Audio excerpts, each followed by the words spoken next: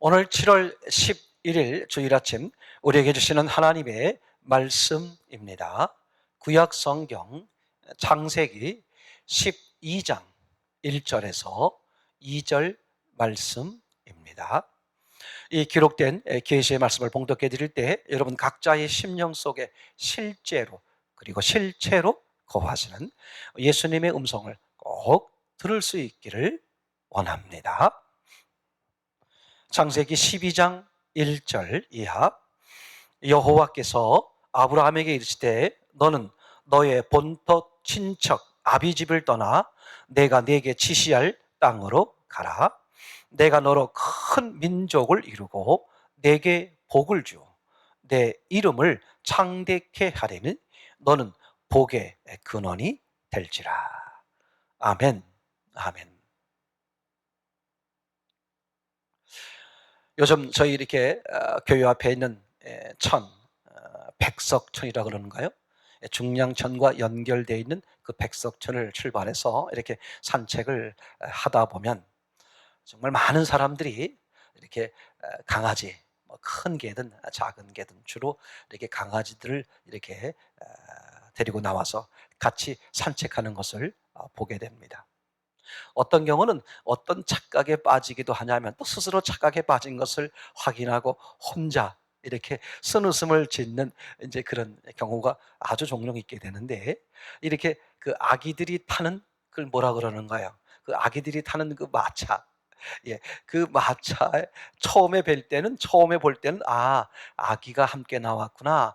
그렇게 생각을 하면서 이렇게 가보면 여지없이 10 중에 9, 20 중에 19이라 그럴까요? 거의 다 이렇게 강아지를 이렇게 태우고 다니는 모습을 이렇게 보게 됩니다. 이제 어떤 이렇게 마차를 보면 저거는 굉장히 아주 고급스러워요. 또 굉장히 비싸 보여. 그래서 분명히 저기는 아기가 있을 것이다. 이제 그렇게 예상을 하고 일부러 그 앞쪽으로 이렇게 가보면 또 여지없이 이렇게 강아지가 떡 자리하고 있는 그런 모습을 보게 되기도 하고, 또 어떤 분들은 이렇게 할머니들이나 또 이렇게 젊은 분들 보시게 되면 할머니들은 가슴에 이렇게 가방을 맸는데 그 가방에서 강아지 얼굴이 퍼뜩 나와 있는 아주 귀여운 모습을 하고 있어요. 마치 인형처럼 생긴 그 강아지가 얼굴만 내밀고 그렇게 그 주인의 품에 안겨서 그 가방 안에서 이렇게 같이 산책하는 걸 보게 되고, 또 어떤 그 중년이나 젊으신 분들 보면 이렇게 등산 가방 같은 걸 맸어요. 근데 등산 가방 같은 거에 그 위에 부분에 문이 열려 있으면서 강아지가 얼굴을 내밀고 또 함께 운동하거나 산책하는 모습을 이렇게 보게 되곤 합니다. 정말 이렇게 주변에 보게 되면 이렇게 강아지를 키우는 사람들이 아주 훨씬 더 많아졌다. 저희 아내와 함께 이렇게 동네 길을 이쪽으로 가다 보면 이렇게 한 집이 있는데 거기는 아주 완전히 고양이판이에요. 이렇게 창문들이 이렇게 집에 그 방 창문마다 이렇게 창문이 항상 열려 있는데 이렇게 철망이 쳐 있어요. 이상한 1층인데 왜 그럴까 했더니 거기가 고양이가 있더라고요. 고양이가 그 층층이 이렇게 창문에 난간에 이렇게 앉아서 조는 모습도 있고 밖을 쳐다보는 모습도 있고, 그래서 이렇게 고양이를 키우는 분들도 많이 있다. 우리가 얼마 전에 그전에 그 동남아에 선교 여행 갔을 때는 외국인이 그 나라 사람도 아닌데 서양 사람인 것 같은데 큰 돼지를, 하얀 큰 돼지를, 뽀송뽀송한 돼지, 큰 돼지예요. 살색깔이라 그러는 건가요? 그 돼지를 이렇게 끌고 나와서 이렇게 같이 산책하는데 물어보니까 그게 자기가 키우는 이렇게 뭐라 그래, 애돈이라 그러는가요? 애돈. 요즘 다 반려견 그렇지 말하죠. 반려견, 반려모 또는 반려돈, 이렇게 다양한 모습으로 동물들을 이렇게 함께 이렇게 마치 식구처럼 사랑하면서 키우는 모습들이 온 지천에 너무나 많이 보게 됩니다. 이게 그죠? 10년, 10년, 5년, 5년 단위로 보게 되면 굉장히 많은 숫자들이 늘어났어요. 그죠? 아주 많은 분들이 그렇게 반려견이나 반려묘나 또 이런 것들을 키우거나 함께 이렇게 아름답게 지내는 모습들을 아주 많이 이렇게 보게 되는데, 왜 이런 현상이 생기는 걸까? 물론 당연히 동물을 사랑하는 좋은 현상이죠. 그런데 그 이면에는 어떤 게 있을까 하는 생각을 이제 해보게 되었습니다. 사람은 누구나 다 이렇게 관계하고 싶은 속성이 있죠. 하나님께서 그렇게 만드셨기 때문에, 그죠? 사람은 누구나 다 뭐 하고 싶어 해요? 이렇게 관계를 하고 싶어 하죠. 그래서 그러니까 관계를 지속하면서 쭉 지속해 오다가 오늘날 시대가 발달하면서 어떻게 변했냐 하면, 관계는 계속 지속하고 싶은 속성이나 본성은 있는데, 거기에 뭐가 없었던 것, 적었던 것들이 뭐가 첨가되고 많아지기 시작했냐 하면, 관계하되 내 위주로, 나 위주로, 그걸 보고 뭐 개인주의가 발달했다, 개인주의가 막 팽배하다, 그런 얘기를 합니다만, 나 위주로 관계하고 싶은 그런 생각들이 많아진 거죠. 예전에는 서로 관계하려고 그러면 상대도 배려하고 또 상대 입장에 서기도 하고 또 이렇게 순종적으로 따라가기도 하고, 이제 그런 관계가 많았다면, 그죠? 양보하기도 하고 또는 주도하기도 하고. 근데 지금들은 이렇게 이제 자녀분들을 많이 낳지 않고 또 이렇게 사회생활도 주로 거의 이렇게 다른 사람과 팀을 이루어 하고 있지만, 각기 일하는 분야가 하나하나 각기 개별적으로 이렇게 하다 보니까, 이제 그런 성향과 그런 사회적 발달로 인해서, 그죠? 그런 개인주의 같은 것들이 많이 이렇게 시대 흐름에 따라서 많아지다 보니까, 이렇게 관계하고 싶어 하는 속성이나 본성은 있는데, 어떻게 하고 싶어 한다? 그죠? 상대에게 매이지 않으면서, 그러다 보니까 어떻게 될 수 있어요? 나 주도로 내지는 나 위주로 관계하려고 하는 그런 것들이 많아지게 되죠. 그러다 보면, 그죠? 나만 그러겠습니까? 상대방도 서로 자기 위주로 관계하려고 하겠죠? 관계하고 싶은 본성은 있지만 어떻게 하고 싶어 해요? 자기 위주로 그렇게 하고 싶어 한단 말이죠. 그러다 보니까 요즘 사회에서 점점 가장 힘들어지고 어려워지는 게 뭐예요? 바로 그 관계하는 거예요. 그죠? 관계를 맺고 관계를 지속하는 거, 이게 참 어렵다. 이렇게 이제 그런 것이 굉장히 많아졌잖아요. 그러다 보니까 나도 모르게 어떤 현상이 많이 생기게 됐냐면, 좀 더 관계하기가 쉬운 그런 대상을 찾게 되고, 그러면서 이렇게 반려견이나 반려묘나 이런 것들과 이렇게 하는 이제 그런 시대가 굉장히 막 폭발적으로 일어나고 있는 모습이 아닌가, 이렇게 생각이 되어지는 것이죠. 저는 그것을 어떻게 정의하는 거냐 하면, 저는 이렇게 정리를 합니다. 한마디로 말하면, 인간이 더 발달하고 더 잘 사는 사회가 된 것 같은데 뭐가 있다? 그 속에 외로움이 있다, 그죠? 그러니까 이 관계를 잘 하며 지내야 되는데, 관계하기가 가면 갈수록 어려운 거예요. 그러다 보니까 어떻게 하고 싶어 한다? 좀 더 쉬운 대상과 관계를 하려고 한다. 그래서 많이 나타나는 게 뭐냐 하면 동물이다. 이렇게 생각을 또 해볼 수 있을 것 같습니다. 그런데 여러분 기억하시기 바랍니다.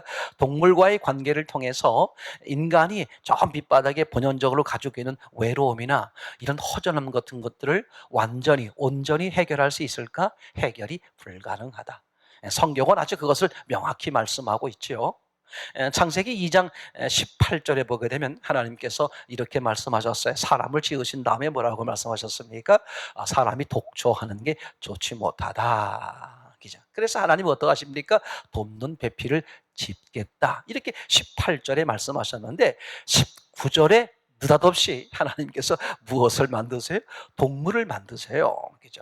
동물을 만드신 다음에 전부 누구에게 이끌어옵니까? 그 18절에 독촉하고 있는 누구에게? 그 사람, 그 아담에게 이끌어 오시죠. 그리고 어떻게 하길 원하십니까?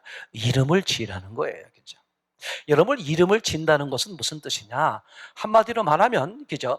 우리 사람 세계에서도 이름을 짓는 건 주로 누가 하는 거예요? 부모님들이 하시잖아요. 가족이 하는 거죠. 부모가 하는 거죠. 다시 말하면 깊은 관계에 있는 사람들이 하는 거죠.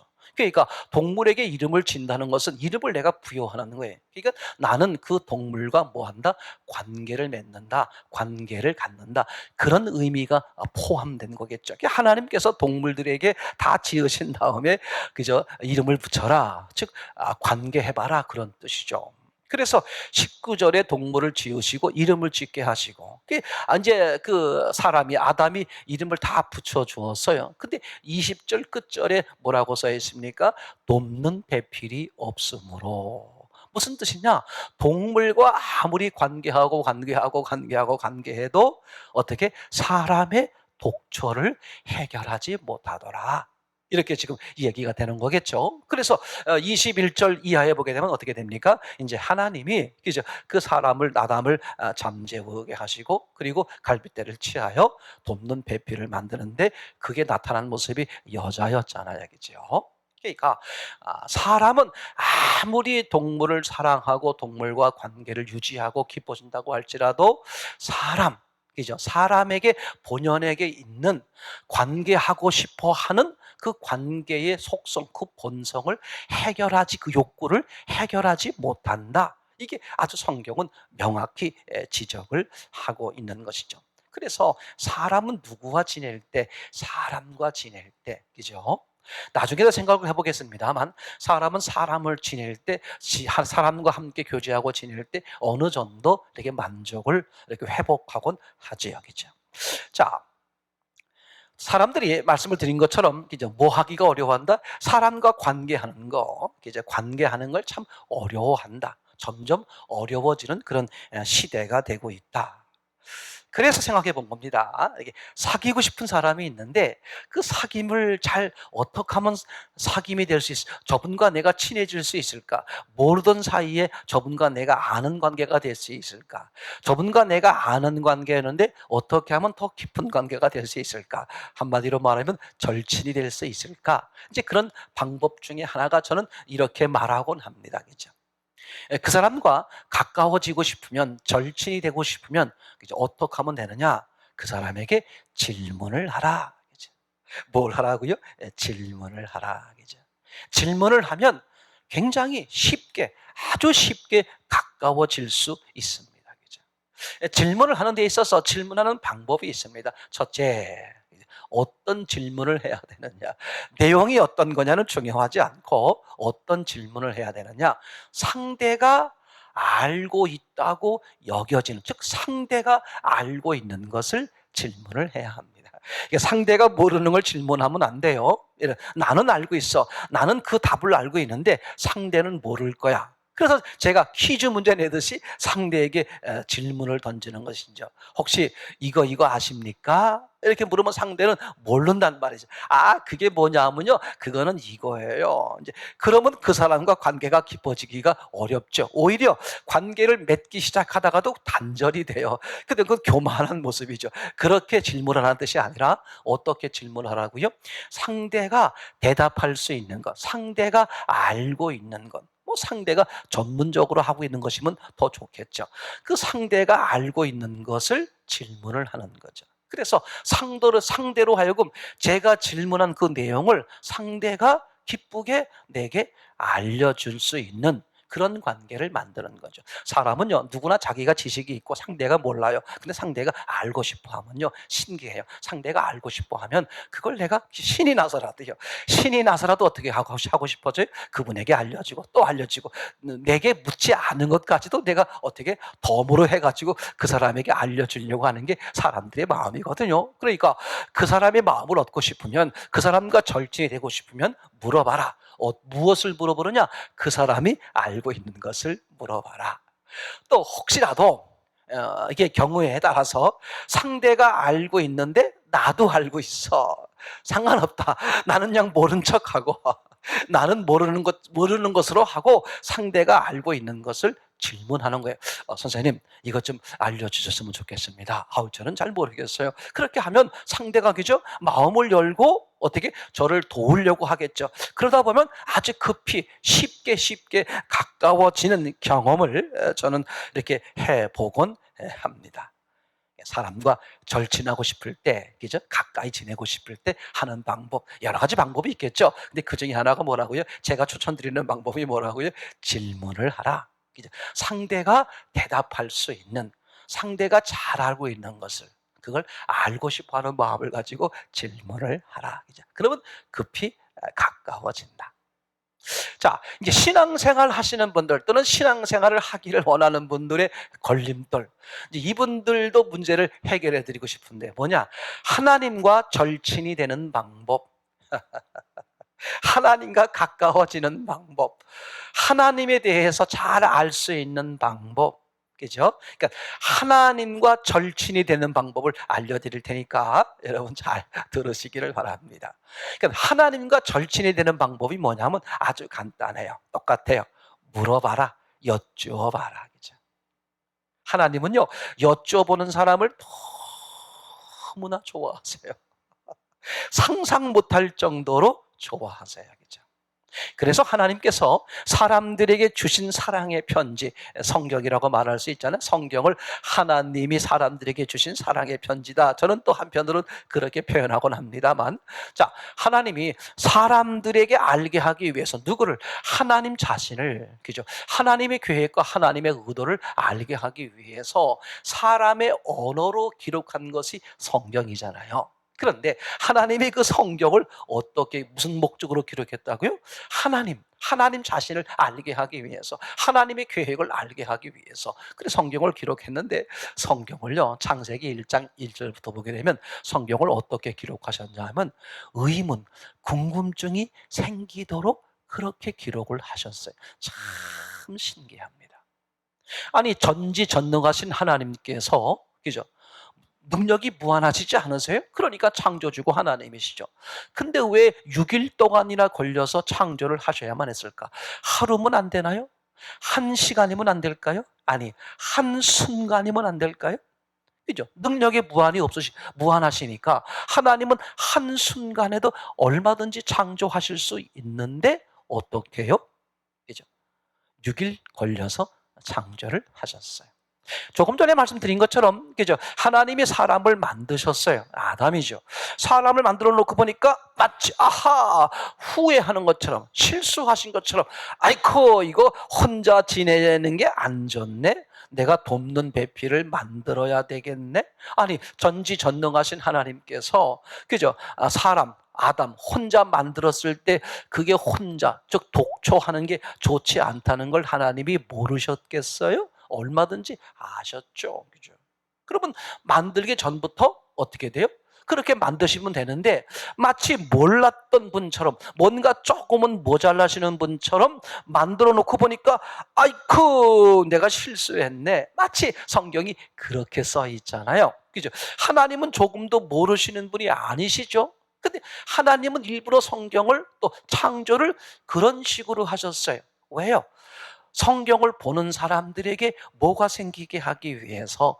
궁금증이 생기게 하기 위해서. 옛날 텔레비 코미디에 그 유행어 중에 하나가 뭐냐면 궁금하면 물어봐. 그죠? 그런 얘기를 제가 들었던 기억이 나는 것 같은데 하나님은 일부러 궁금증이 유발되도록 성경을 기록하셨다. 그러면 왜 궁금증이 생기게 했을까? 뭐 하게 하려고? 여쭤보게 하려고. 여러분 하나님은 영이시잖아요. 사람은 육까지 있는데 하나님은 영이세요. 근데 그 하나님은 사람과 교제하고 싶어 하시는 거예요. 사람을 만나고 싶어 하는 건죠. 근데 사람 쪽에서 보면 그죠? 하나님이 안 보이는 분이란 말이에요. 그러니 그걸 어떻게 할 거예요? 그래서 하나님은 일부러 하나님 자신에 대한 기록을 어떻게 읽어보면 궁금증이 생기도록 그렇게 하셨어요. 그래서 어떻게 하라고? 이상하다? 하나님, 이거 어떻게 된 거예요? 하고 이렇게 하나님께 여쭈어보면 하나님은 이때다, 옳거니 하면서 이제 어떻게 돼요?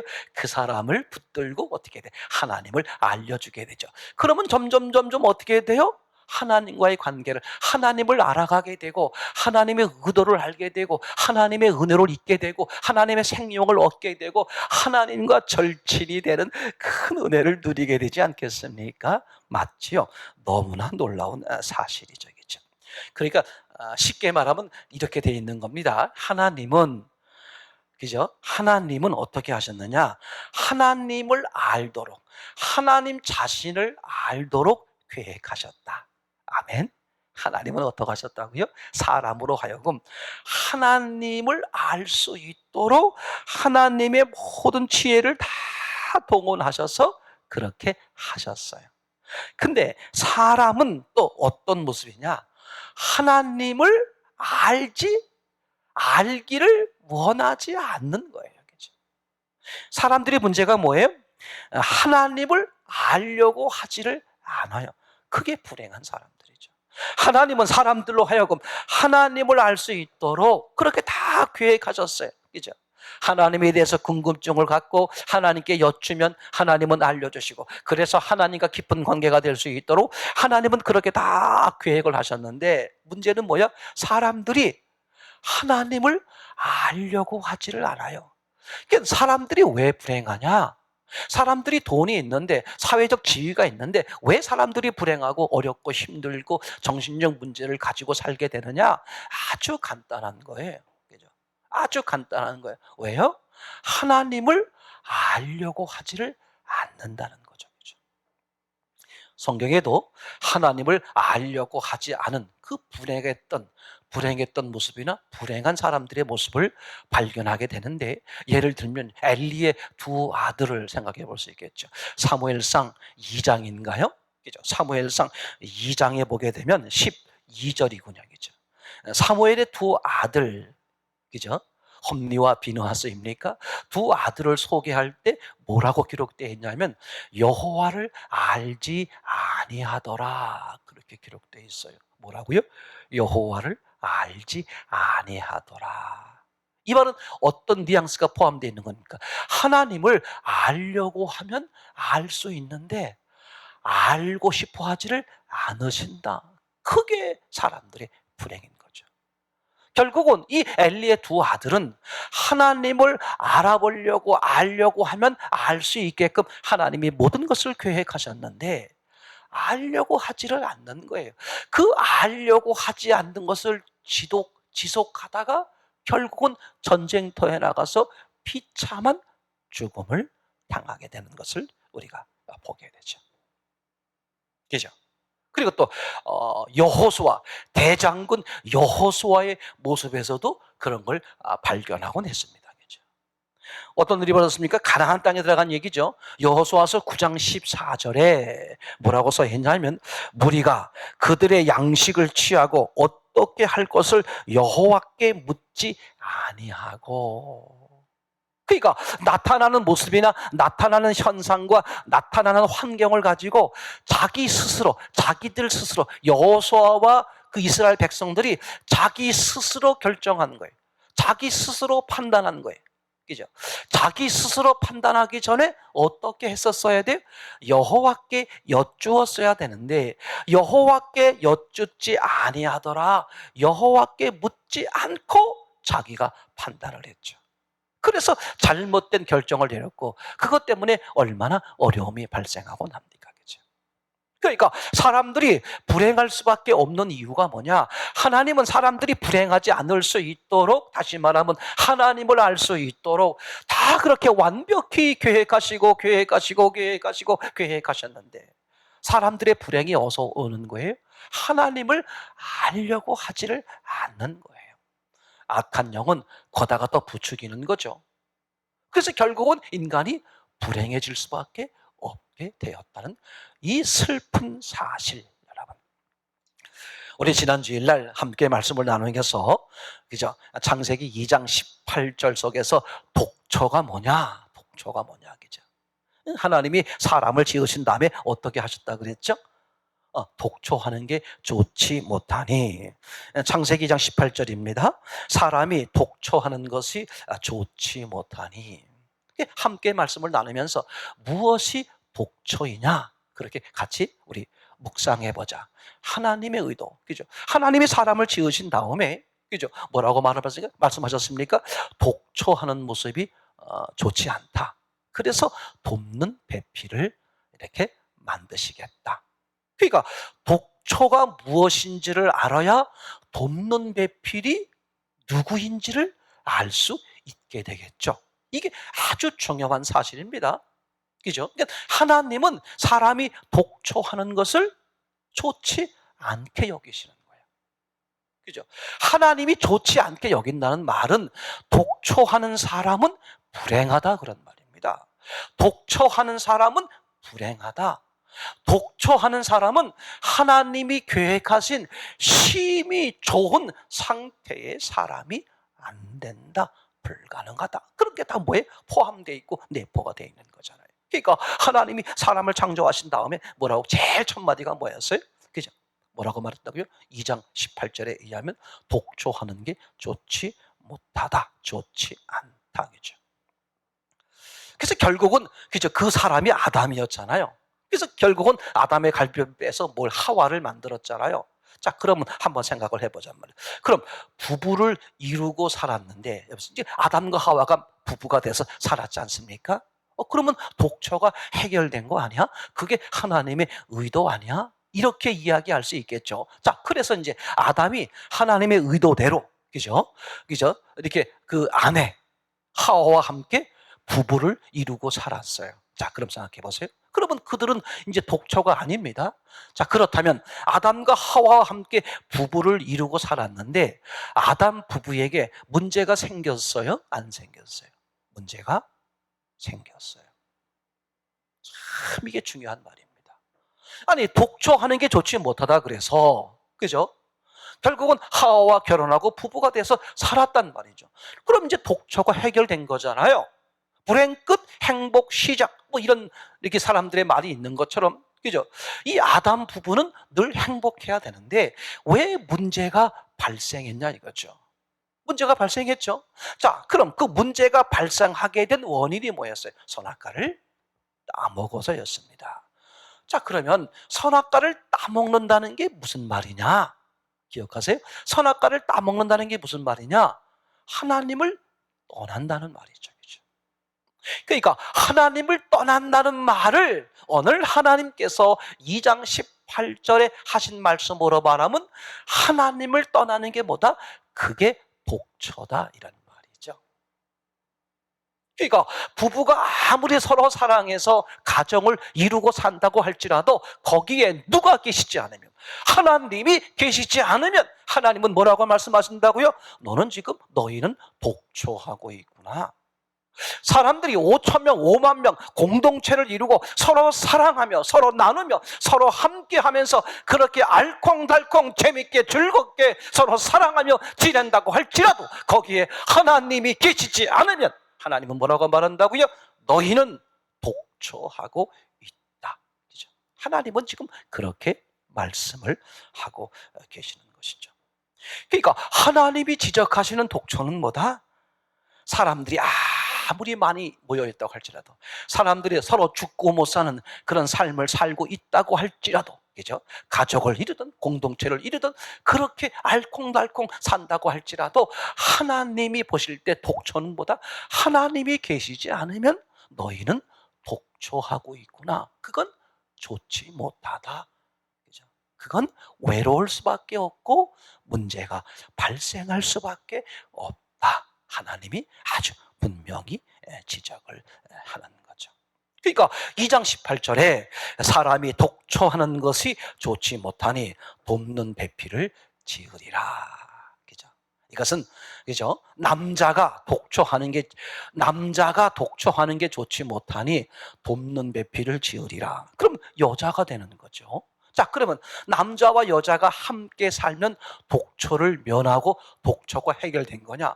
남자가 여자가 함께 살아도 불행하다는 말이에요. 본질적으로 외로움이 해결이 안 되는 거란 말이죠. 그죠? 그렇기 때문에 오늘 하나님이 말씀하시는 의미는 남자가 독초하는 것이 좋지 못하니 이렇게 말씀하려고 하는 게 아니라 사람이 독초하는 게 좋지 못하니 남자든 여자든 그런 말이죠. 수천 명의 남녀가 있다고 할지라도, 그죠? 사람들끼리만 있으면 하나님은 뭐 하는 거다? 독초하는 거다. 이해되시죠? 독초하는 건 하나님 보시기에 좋은 모습이 아니다. 하나님이 원하시는 심히 좋은 그 삶을 살 수가 없다. 그런 얘기가 되는 거잖아요. 그렇죠? 오늘 본문을 보게 되면, 그죠? 이제 그래서 결국은 하나님이 사람이 독초하는 게 좋지 못하다. 그죠? 이렇게 말씀하시는, 그럼 사람의 독처를 해결하는, 그래서 돕는 배필을 지으신다고 말하는데 그 돕는 배필이 사람에게 있어서 궁극적으로 누구를 말하느냐? 하나님 자신인 것이죠. 아멘. 오늘 이 말씀을 듣는 모든 분들에게 그죠? 독초가 다 면해지기를 바랍니다. 누구를 만남으로? 살아계신 하나님. 누구를 만남으로?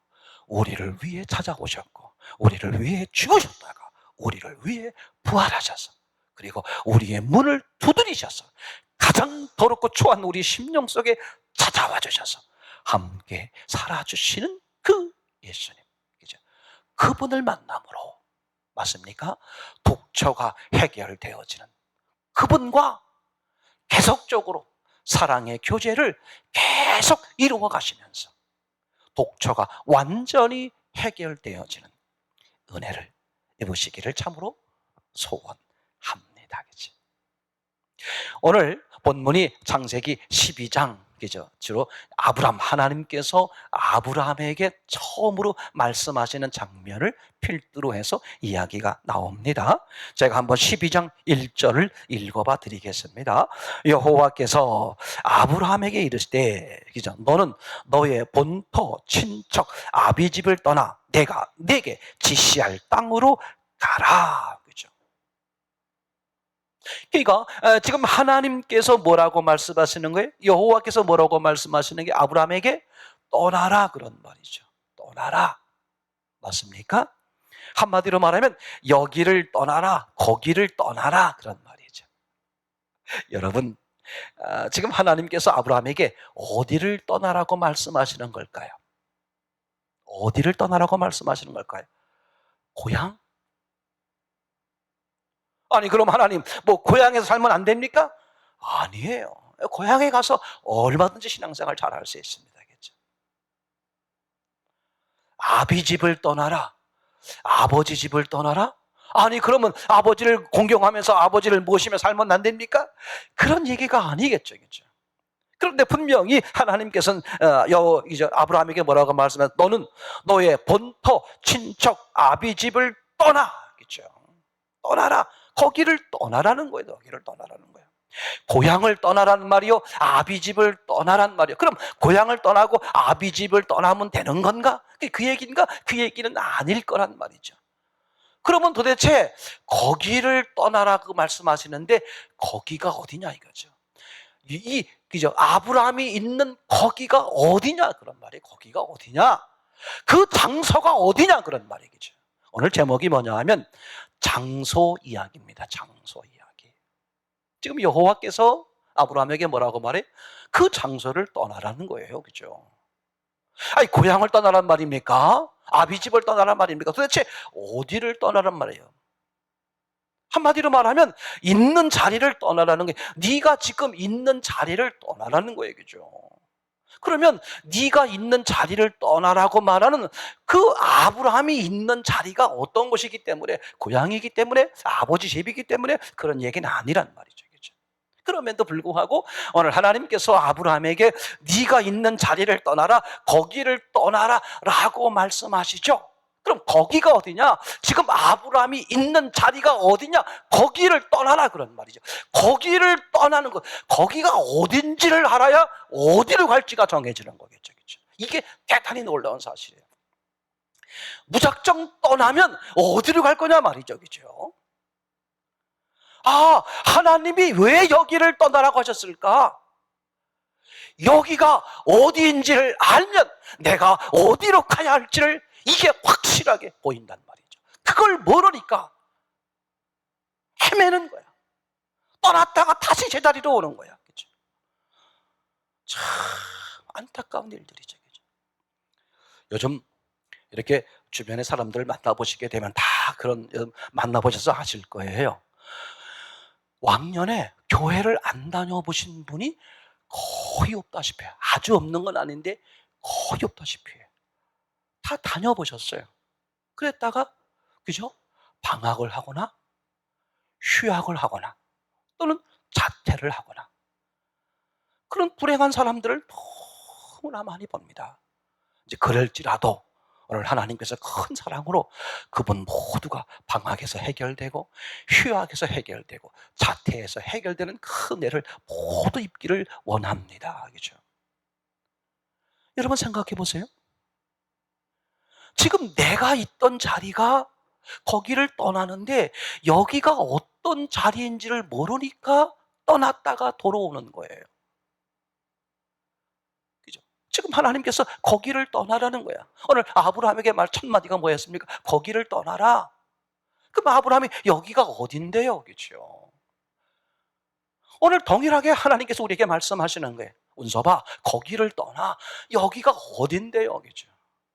여기가 어딘지를 알아야, 떠나라고 말씀하시는 그곳이 어딘지를 알아야 가야 할 곳이 정해지겠죠. 가야 할 방향이 정해지겠죠. 그죠? 살아가야 할 길이 보이겠죠. 그죠? 오늘 하나님께서 아브라함에게 거기를 떠나라 라고 말하려고 하는 것은, 그죠? 본토, 고향, 친척, 그죠? 아비집 이렇게 얘기가 되고 있지만, 그죠? 그게 실제적인 장소이지만 하나님이 궁극적으로 말씀하고 싶어 하는 것, 거기를 떠나라 라고 말씀하시는 거기가 어디냐? 그게 영적 장소예요. 육적 장소가 아니라. 육적 장소라면 어디죠? 그게 고향이고 친척이고 아비집이고. 근데 하나님이, 그죠? 친척 아비집을 떠나라 그렇게 말하려고 그러는 것이 아니라 영적인 장소, 거기를 떠나라 그런 말이죠. 그럼 거기가 어디냐? 간단해요. 하나님이 없는 곳이라 이거죠. 그러니까 하나님이 지금 우리에게 뭘 말씀하시는 게, 야, 거기를 떠나. 거기를 떠나. 거기가 어디냐 이거야. 하나님이 없는 자리를 떠나라 그런 말이죠. 하나님이 없는 자리에 머물러 있지 말어. 그 얘기 아니에요. 그 얘기죠. 아, 내가 하나님이 없는 자리에 있었구나. 그죠? 거기를 떠나래요. 그럼 방향이 보이죠. 내가 어디로 가야 돼? 어디를 향해 가야 돼? 하나님이 계신 곳으로 가는 거잖아요. 그게 신앙이란 말이죠. 그죠?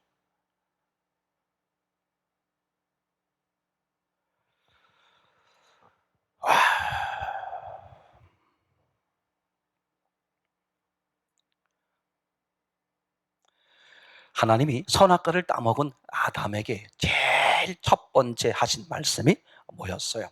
창세기 3장 9절이었죠. 그죠? 이렇게 기록되고 말씀하셨습니다. 여호와 하나님이 아담을 부르시며 그에게 이르실 때 네가 어디에 있느냐? 그죠? 네가 어디에 있느냐? 하나님께서 선악과를 따먹은 아담에게 묻는 첫 질문이 뭐였어요? 아담아, 네가 어디에 있느냐? 그죠? 그래서 제가 우스갯소리로 숨바꼭질을 창시하신 분, 숨바꼭질을 시작하신 분이 누구다? 하나님이다. 제가 그렇게 농담 삼아서 말씀을 드리는 거예요. 그죠? 지금 하나님이요, 그죠? 아담에게, 그죠?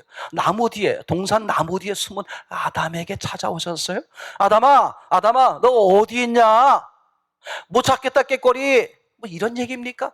아니, 지금 하나님께서 아담이 지금 저 동산 나무 뒤에 숨은 걸 모르시겠습니까? 그죠? 모르시겠어요?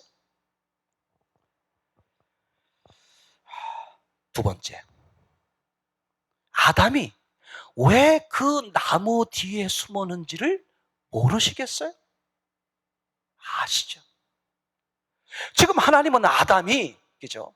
하나님은 아담이 왜 그 나무 뒤에 숨었는지, 어느 나무 뒤에 숨었는지 하나님은 다 아시는 거예요. 근데 왜 질문을 이렇게 던졌을까? 아담아, 네가 어디에 있니? 네가 있는 장소가 어디니? 육적 장소를 묻는 게 아니죠. 영적 장소를 묻는 거예요. 그죠?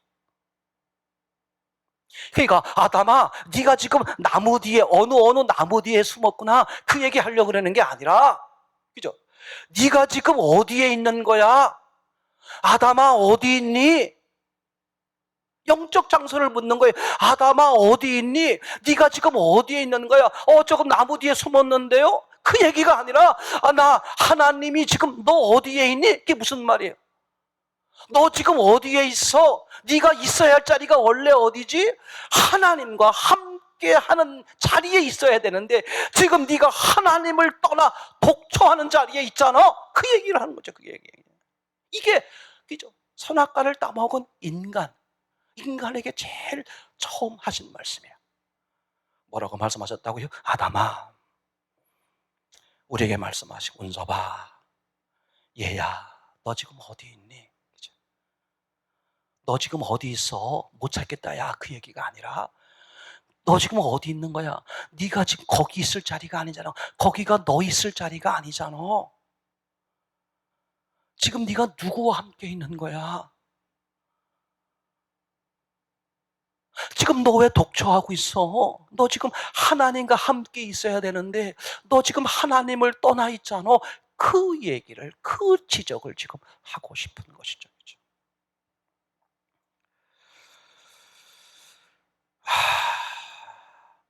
여러분, 그래서요, 하나님께서 아브라함에게 거기를 떠나라 이렇게 말씀하시면서 가야 할 장소를 말해주지 않는 거예요. 여러분, 궁극적으로 가야 할 장소가 어디야? 가나안 땅이죠. 그죠? 성경적으로 말하면 천국을 상징하는 가나안 땅이잖아요. 근데 생각을 해보세요. 그 천국을 상징하는 가나안 땅을 이스라엘 백성들 가운데서 누가 들어가죠? 생각해 보세요.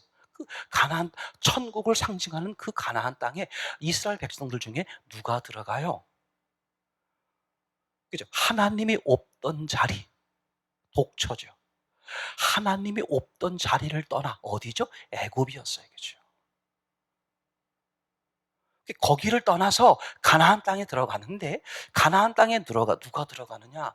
광야 생활에서 하나님과 함께한 사람만 가나안 땅에 들어갔어요. 맞습니까?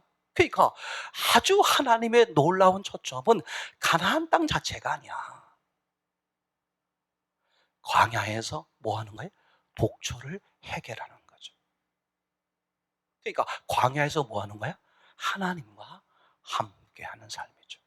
그러니까 광야에서 하나님과 함께한 삶을 산 사람이 하나님의 집이라고 말할 수 있는 가나안 땅에 들어가는 거죠.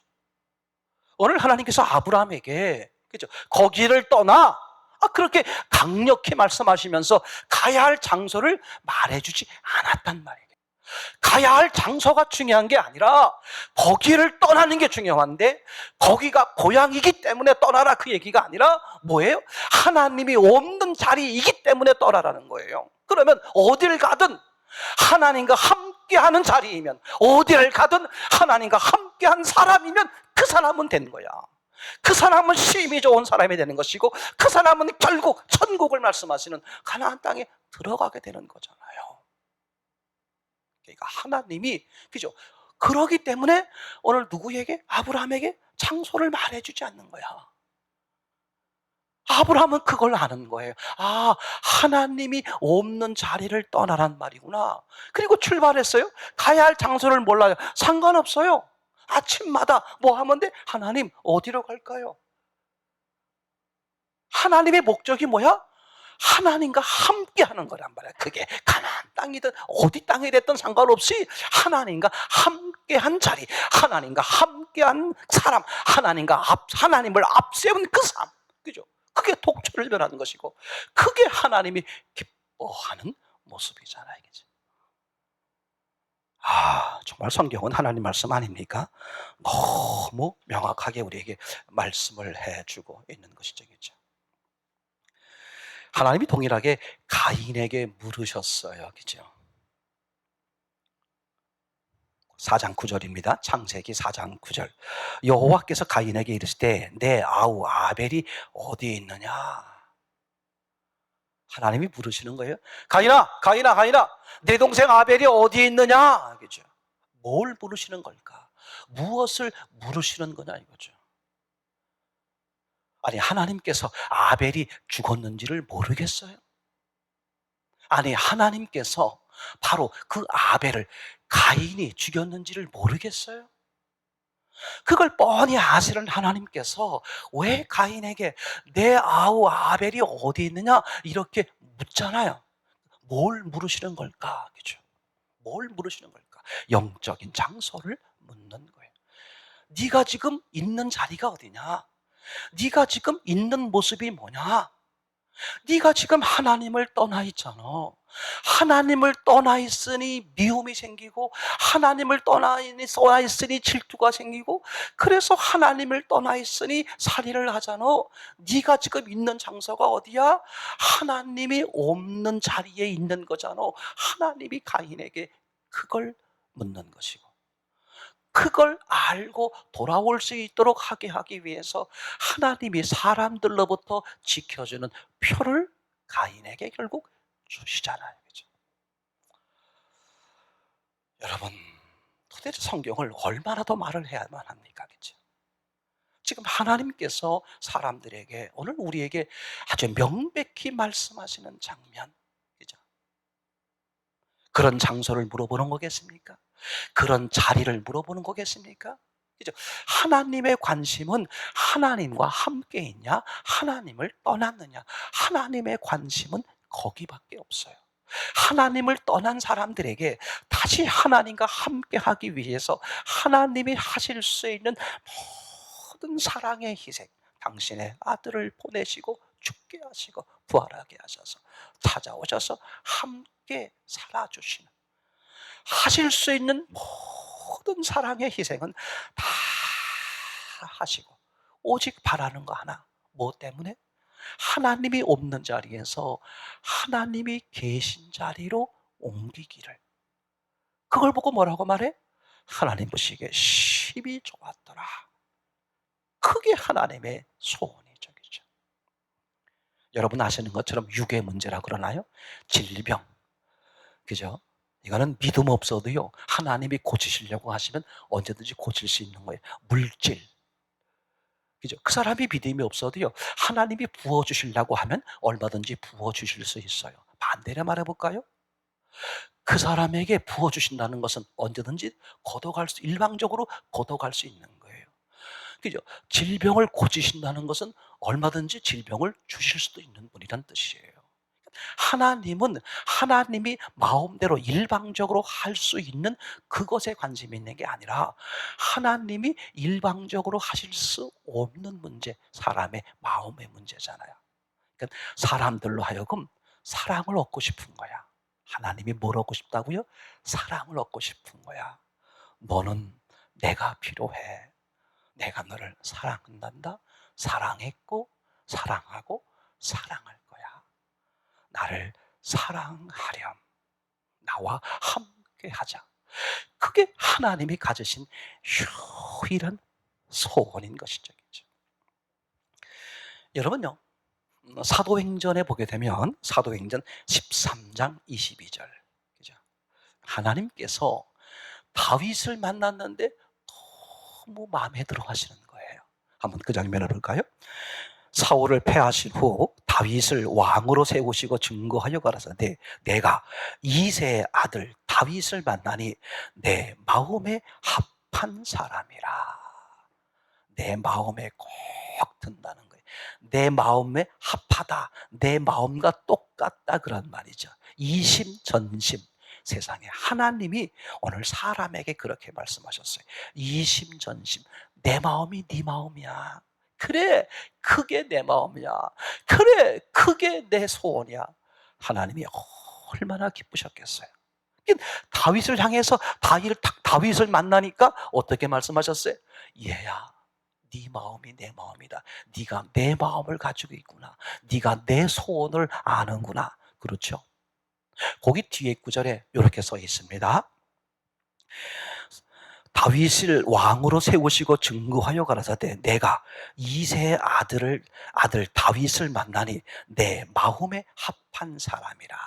그 다음에 내 뜻을 다 이루게 하리라. 그렇게 하셨어요. 내 마음에 꼭 들기 때문에 내가 너로 하여금 내 뜻을 다 이루게 하겠다.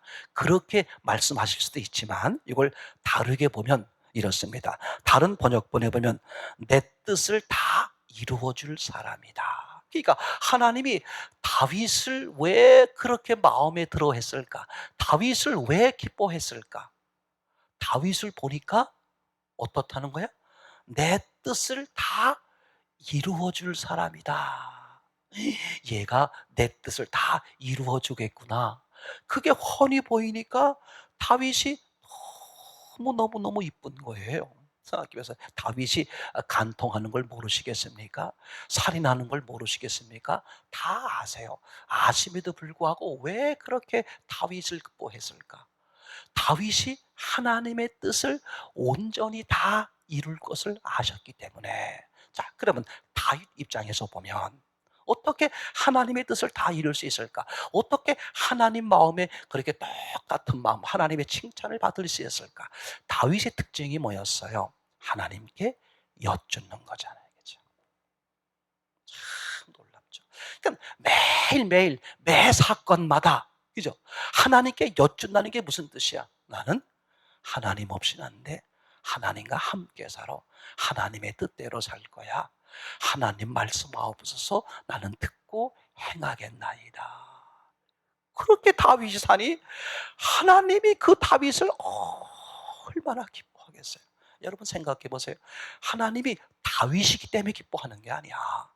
다윗 같은 그런 삶, 독처가 아니라 하나님과 함께하는 삶, 하나님의 주도로 삶을 사는 다윗이 아니라 다른 사람일지라도 하나님은 그를 기뻐하시죠. 왜요? 다윗이기 때문에 기뻐하는 게 아니라 하나님 뜻에 맞추어 사니까, 하나님께 여쭈며 사니까. 그래서 하나님의 성경을 궁금증이 생기도록, 그래서 여쭙도록 그렇게 하셨다니까. 사람들이 처음에 궁금해서 여쭤보다가 에휴 귀찮아, 에휴 귀찮아, 할 일도 많은데, 그러고 다 포기해버리니까 하나님의 은혜를, 하나님을 못 만나는 거예요. 그죠? 여러분, 하나님께서 사람들에게 듣고 싶어 하시는 한 가지 말, 여러 가지 말로 표현할 수 있지만 그게 한 가지 말이야. 하나님이 사람에게 듣고 싶어 하는 딱 한 가지의 말. 그게 요한복음 5장 30절에 보면 예수님이 사람들에게 이렇게 말씀하셨어요. 나는 스스로 아무것도 할 수 없노라. 그렇게 말씀하셨어요. 여러분, 나는 아무것도 스스로 할 수 없습니다. 아버지가 주시는 대로, 아버지가 이르시는 대로, 그런 뜻이잖아요. 그걸 누가 기뻐하신다? 하나님 아버지가 너무 기뻐하시죠. 맞습니까? 그러니까 하나님은 사람들에게 듣고 싶은 말이 딱 그거 하나예요. 사도 바울도 그렇게 표현하지 않습니까? 내가 다른 사도보다 더 많이 수고하였지만 내가 한 것이 아니라 오직 나와 함께 하신 하나님의 은혜로다. 누가 했다는 거예요? 전적으로 하나님의 은혜로 삽니다. 저도 점점 그런 고백이 많아지기 시작했어요. 정말 하나님의 사랑이 아니었다면 나는 존재조차도 못해서, 하나님의 지혜가 아니었다면 내가 뭘 할 수 있다고 말할 수 있을까? 하나님의 능력이 아니었다면 내가 과연 손가락 하나를 움직일 수 있을까? 하나님의 생명이 아니었다면 내가 한순간이라도 숨을 쉴 수 있었을까? 이건 정말 전적으로 하나님의 은혜로 사는 것입니다. 그런 고백이 자꾸 나오게 돼요. 그죠? 여러분, 오늘도 하나님이 우리 각자에게 질문을 하세요. 뭐라고? 은서봐, 너 지금 어디 있는 거야? 아니, 나 교회에 있잖아요. 아니, 열심히 나 일하고 있잖아요. 나 아이들하고 지금 저렇게 사랑하며 지내고 있잖아요. 그 얘기를 묻는 게 아니야.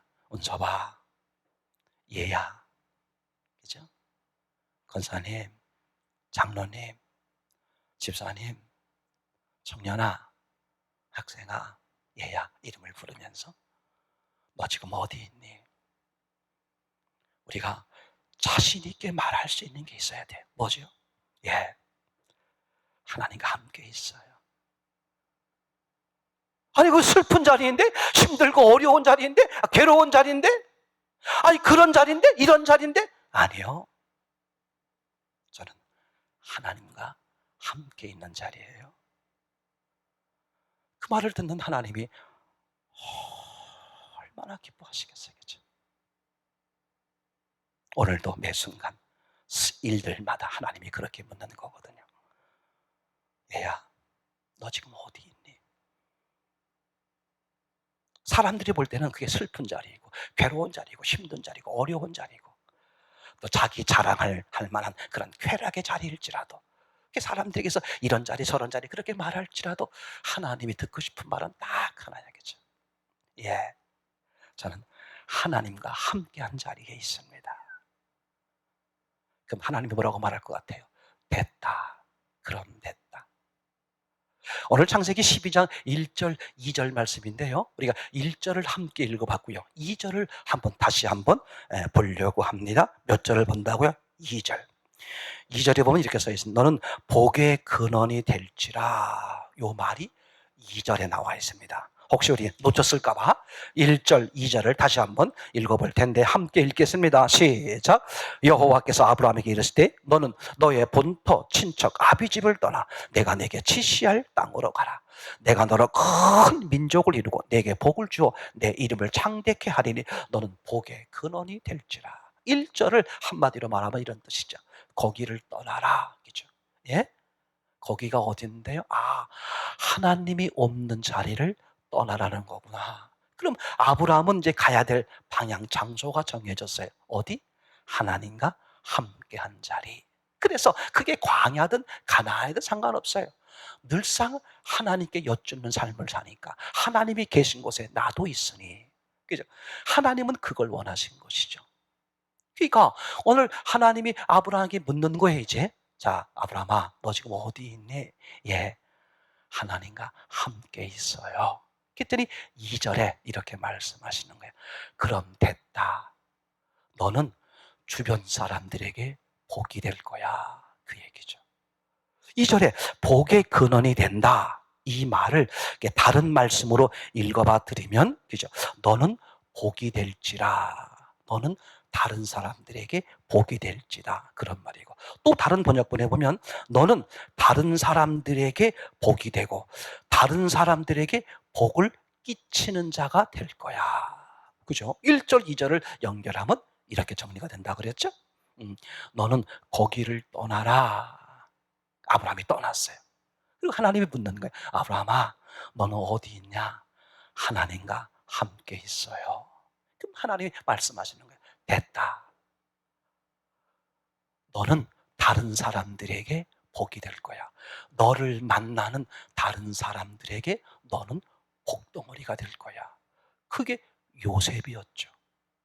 맞습니까? 그죠? 그 종의 주인, 감옥의 간수부터 해서 사람들이 그 요셉을 만남으로 복이 되었어요. 오늘 하나님이 우리에게 묻는 거죠. 각자에게 묻는 거예요. 하나님이 여러분의 이름을 부르면서 문서봐, 너 어디에 있니? 우리는 1초도 놓치지 않고 자신 있게 확신 있게 말할 수 있어야 되겠죠. 하나님과 함께 있어요. 그러면 하나님이 분명히 이렇게 말씀해 주십니다. 됐다. 너는 그 가정에서, 너는 그 교회에서, 너는 그 일터에서, 네가 모인 그곳에서 너의 주변 사람들이 너 때문에 복을 받을 거야. 하나님의 큰 은혜를 누리시는 저와 여러분 되시기를 참으로 소원합니다. 그죠?